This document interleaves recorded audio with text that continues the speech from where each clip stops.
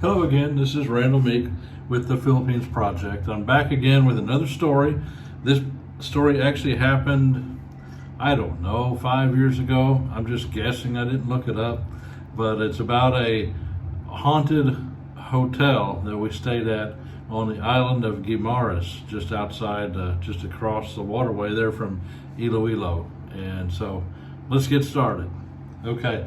I had wanted to go to Guimaras. I'd met a guy online that he has a presence online. I'm not going to mention his name. Good guy, him and his wife both, and we were kind of excited to go over and meet him because I kind of always wanted to do something online, but I was working all the time, and it just seemed like I just wasn't technologically advanced enough to do. That was back in the days when everybody blogged and everybody had a blog. And so anyway, we decided we're going to go to Guimaras and just look around a little bit, just something to do. So we got on the ferry, and there's a ferry that goes from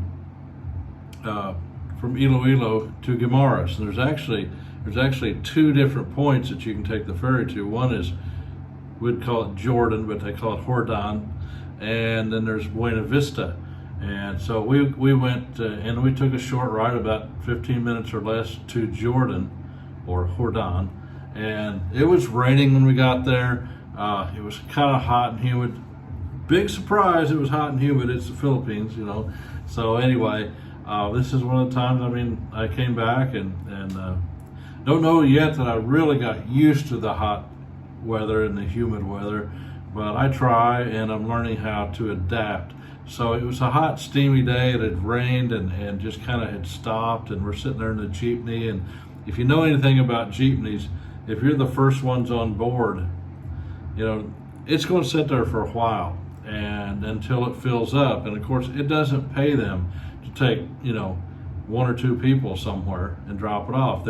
These jeepneys are designed to go from one place to a predetermined destination and then let your people off. But they want to fill up as much as they can before they start, and then if they see people along the road that want to get on, they're going to pull over, let them get on, and they're going to try to pack that jeepney as tight as they can so they can make as much money as they can. Hey, it's I believe in capitalism, and they definitely are some entrepreneurial people here.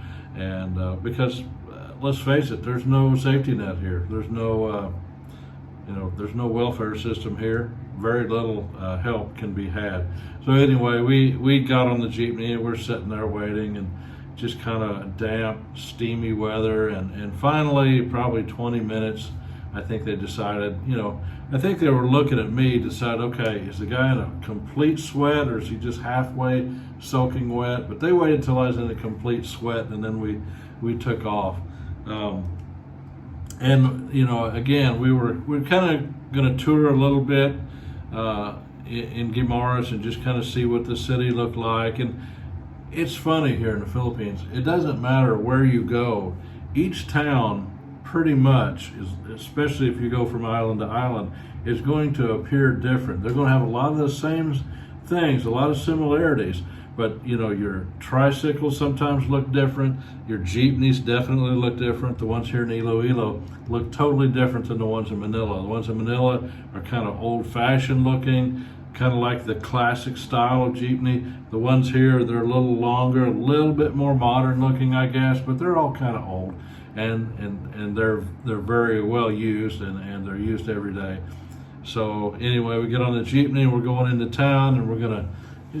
We wanted, basically, Guimaras is world renowned for the sweetest, juiciest mangoes of any place in the world. So that's number one. We wanted to get some actual authentic Guimaras mangoes, and so that's one of the main reasons we came, and to meet the couple that we were going to meet.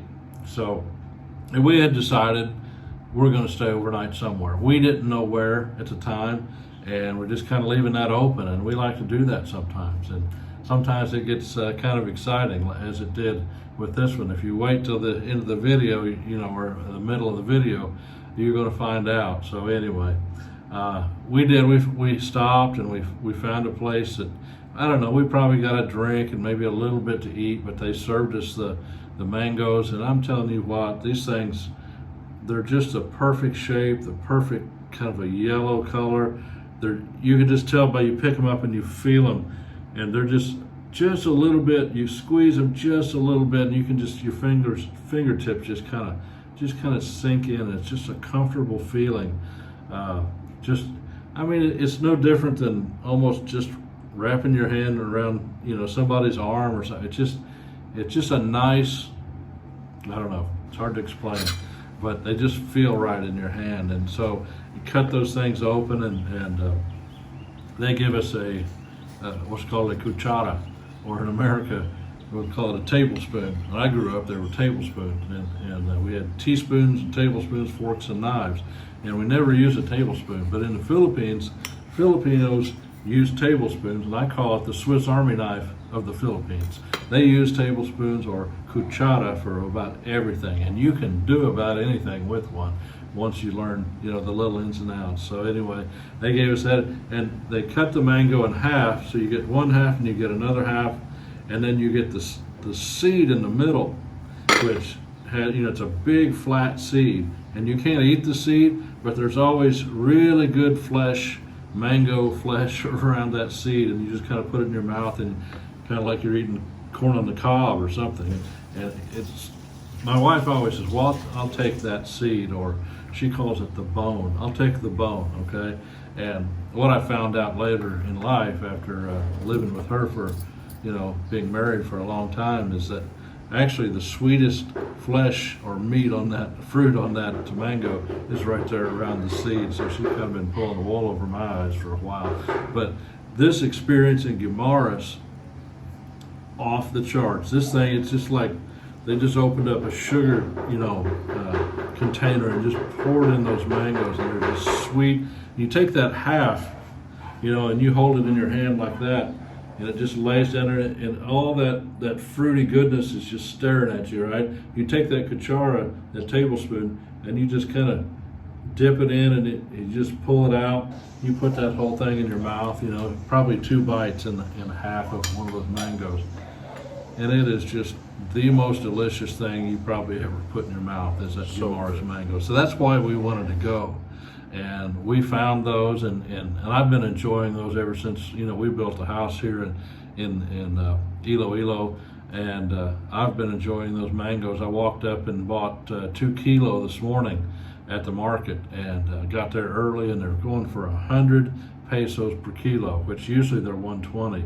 But I could tell these were ripe, and if they didn't sell them quick, they were probably going to go bad, and they couldn't sell them at all. So I got a deal on those, and we love them every day. We eat them every day. So we got our Guimaras mangoes, and so we're looking around, enjoying everything. I noticed the tricycles there, the motorcycles with the sidecar, they only had 2 colors. They had blue, and they had yellow. And I found out later the reason they do that is because back then, I don't know what they're doing now because it's different now, but they were like only certain tricycles could work on certain days and pick up passengers. So anyway, the yellow one day, blue the next day. That's the way it was back then. So eventually we met later in the afternoon. We met this couple, and we had actually stopped by the hotel, and I think we'd met the couple, drove, we each had a tricycle, so we went to the hotel, and they waited outside, and we went up in there, and we did the registration process and everything, and so we got there, and I'm assuming a couple of things, and you don't want to do that here. A couple of things. Number one, that the hotel is going to take a credit card, okay? Never do that here, because they may and they may not. And if you don't have enough cash, you're screwed. So we had enough cash, and I went ahead and had to pay for the room, and we didn't have a lot of money left over, okay? And we had to still have enough to probably eat one more small meal, and maybe buy a couple of bottles of beer, and get our ferry, our charge back to Iloilo City. So we had to kind of be careful on our money. So we went in and we checked out the hotel. We paid, and the guy behind the desk said, "Do you want to see the room?" Or we insisted to see the room. So we went upstairs. We followed him upstairs to the second floor, and we looked around, and there really wasn't anybody there, just us. So, we followed the guy up the stairs, and each door had the name of a fruit on it.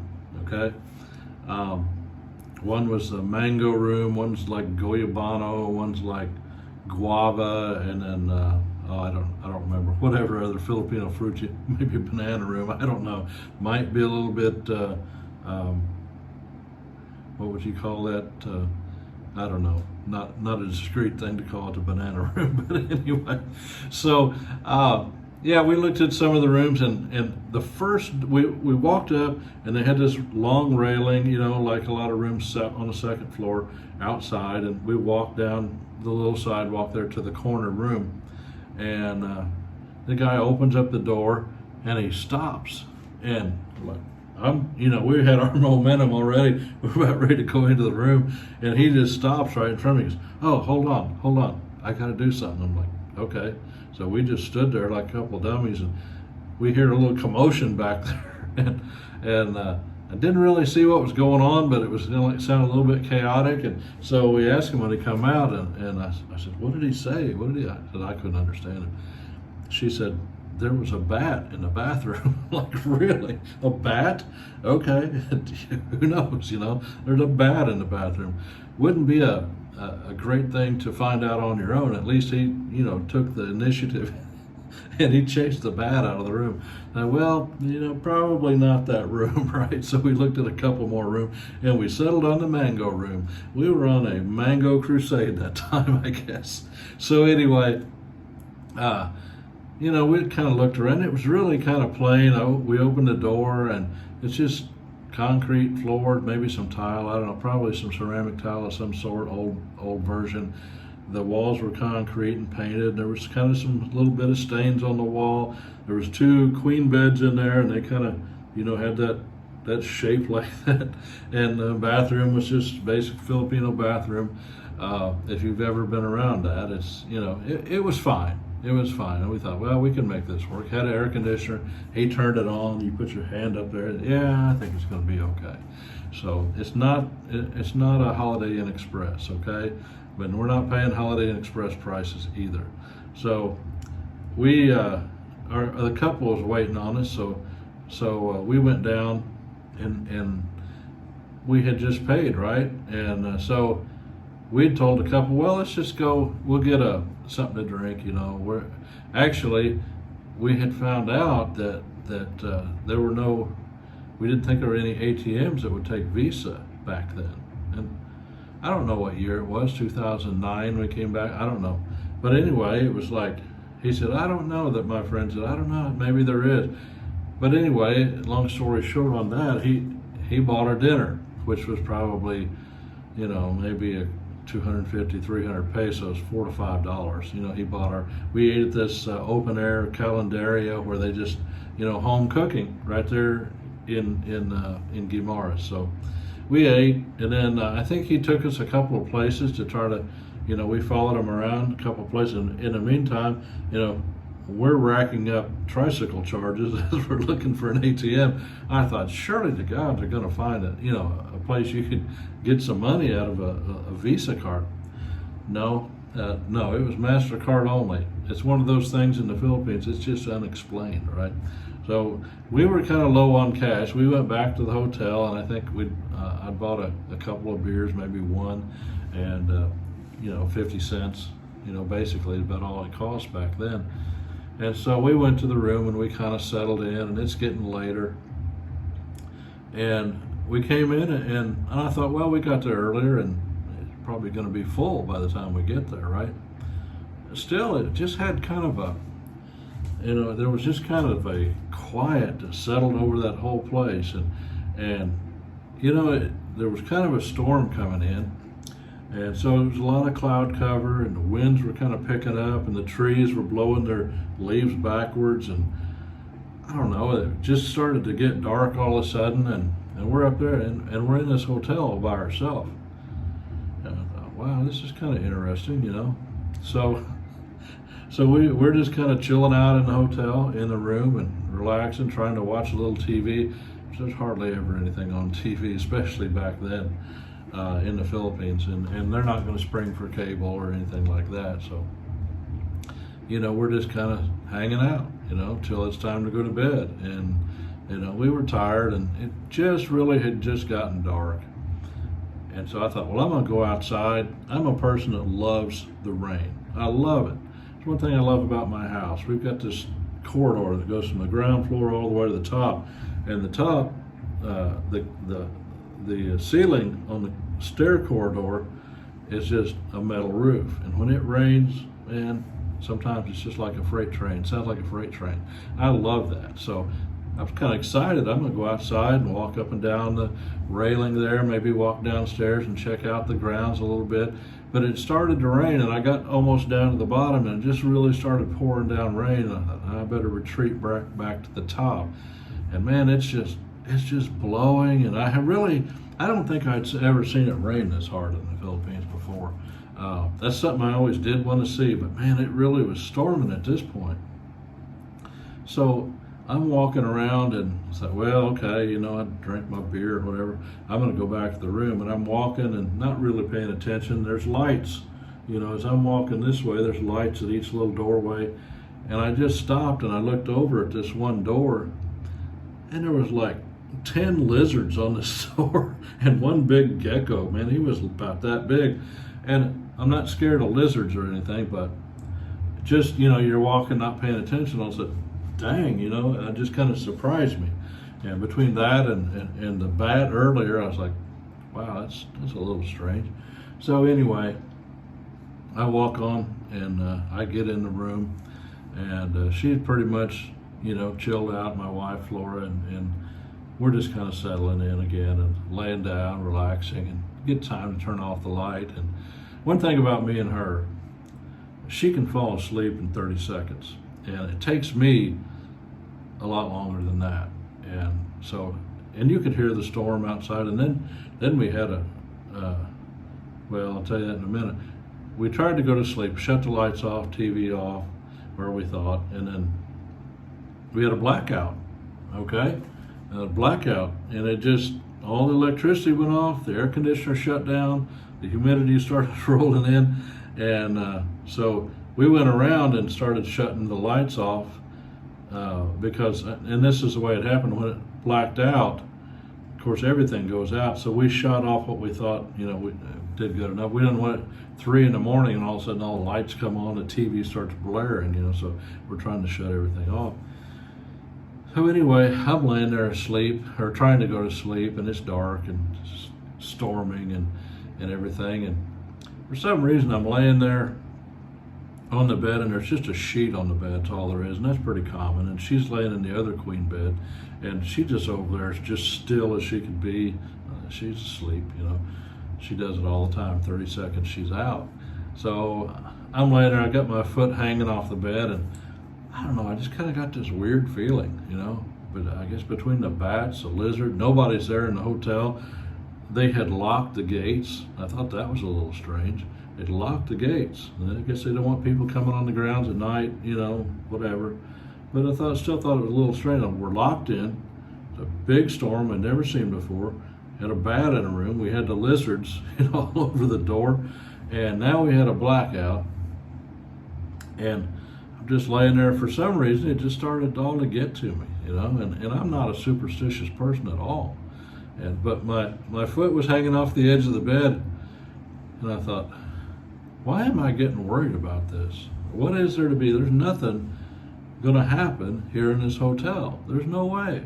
It's silly. Just quit thinking about that. Well, yeah, okay, I'm a big guy. I'm 50-something years old. I've been through a few things. I know this is ridiculous, right? And so I slowly drew my foot back off the side of the bed under the sheet, and I covered up with the sheets and tried to get a little bit more secure and lay there. It wouldn't go away. It just kept turning over, you know, in my head. It's like, man, this is a weird situation. And it just started to really bother me. And you got to understand, this stuff doesn't happen to me. I'm not afraid of stuff like this. I'm not superstitious at all. So I'm laying there in bed, and it's about 2 o'clock in the morning. I'm still not asleep, and I'm worried about something. I'm worried something's going to happen or whatever. Why? I don't know.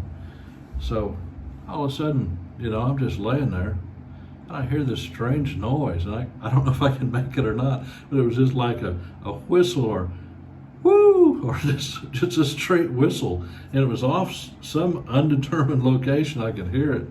I thought, God, that's weird. And then it happened again. I thought, this is the freaking weirdest night I have ever spent in a hotel. I'm paid for this, and I'm not even asleep yet. And so I'm kind of experiencing all this. I look over at my wife, and I'm like, man, I'd feel better if I had somebody to talk to, I was like, what 55-year-old man has to wake his wife up to talk to her because he's scared in the middle of the night? This is ridiculous. So, of course, I went over and woke my wife up. And, we're talking about it, and I'm telling her all the things that went on and just how I felt and how ridiculous it was. And she just listened to me. And then I started telling her about the sound that I heard. And so I said, I don't know, it kind of sounded like this, like, woo, woo, like that, And she's looking at me like this. And she's literally leaning back on the bed with her eyes got bigger. I said, do you ever hear anything like that?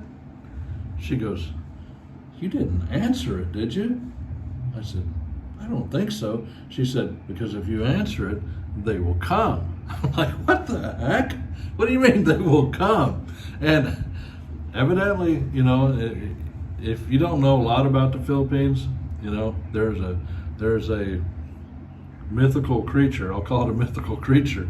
A lot of Filipinos think it's real. I'm not saying anything about that. You believe what you want to believe. I'll believe what I want to believe.